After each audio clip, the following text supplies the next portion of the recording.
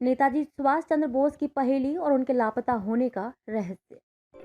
महान स्वतंत्रता संग्राम सेनानी सुभाष चंद्र बोस बड़े रहस्यमय व्यक्ति थे। उनमें अपने जीवन काल में एक संप्रभु भारत को देखने का उत्साह और जुनून था। वह स्वतंत्रता आंदोलन के महान नेताओं में शुमार थे और नेताजी कहलाए, मगर उनकी मृत्यु भी उतनी ही उलझन का विषय रही। कहा जाता है कि 18 अगस्त 1945 को नेताजी 3rd डिग्री बर्न के शिकार हो गए थे, जब उनका विमान ताइवान के ताइपे में उड़ान भरते समय दुर्घटनाग्रस्त हो गया था, जो उस समय जापान के कब्जे में था।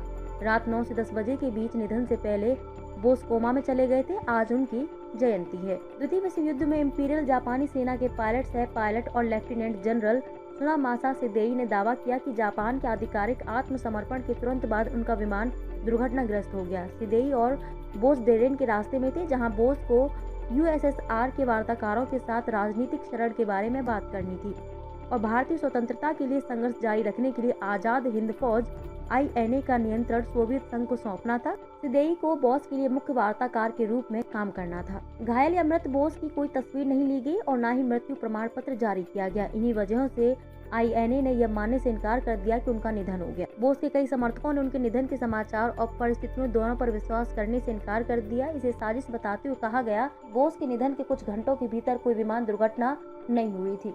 नेताजी के बारे में कुछ मिथक आज भी कायम हैं। बोस के चीफ ऑफ स्टाफ कर्नल हबीब उर रहमान, जो उस दुर्भाग्यपूर्ण उड़ान में उनके साथ थे, वे बच गए। उन्होंने एक दशक बाद बोस के निधन पर गठित एक जांच आयोग में गवाही। कहा जाता है कि बोस की अस्थियां टोक्यो के रेंकोजी मंदिर में रखी हुई हैं। 1940 के बाद से जब वह कलकत्ता में हाउस अरेस्ट से बच गए थे, तो उनके ठिकाने के बारे में अफवाहें बढ़ी। 1941 में जब वह जर्मनी में दिखाई दिए, तो उनके और उनकी व्यस्तताओं के बारे में तरह तरह की अटकलें रही। उनको लेकर अटकलों और रहस्यों का सिलसिला विमान हादसे के बाद भी जारी रहा। विमान हादसे के बाद भी लंबे समय तक उनके जिंदा रहने की अफवाहें रह रहकर उड़ती रही। 1950 के दशक में कहानियां सामने आने लगी कि बोस तपस्वी बन गए थे। इतिहासकार लियोनार्ड ए गॉर्डन ने 1960 के दशक में इसे मिथक बताया था। हालांकि बोस के कुछ सहयोगियों ने सुभाषवादी जनता का गठन किया, जो इस कथा को बढ़ावा देने वाला एक संगठन था कि बोस उत्तर बंगाल के शॉलमारी स्थित एक अभयारण्य में चले गए थे। कुछ रिपोर्ट स्पष्ट रूप से नेताजी की मृत्यु को स्थापित करती हैं। कहा गया कि मित्सुबिशी के 21 बमर्शक विमान, जिस पर ये सवार थे, ताइपे में उड़ान भरने के तुरंत बाद दुर्घटनाग्रस्त हो गया था। भारत सरकार ने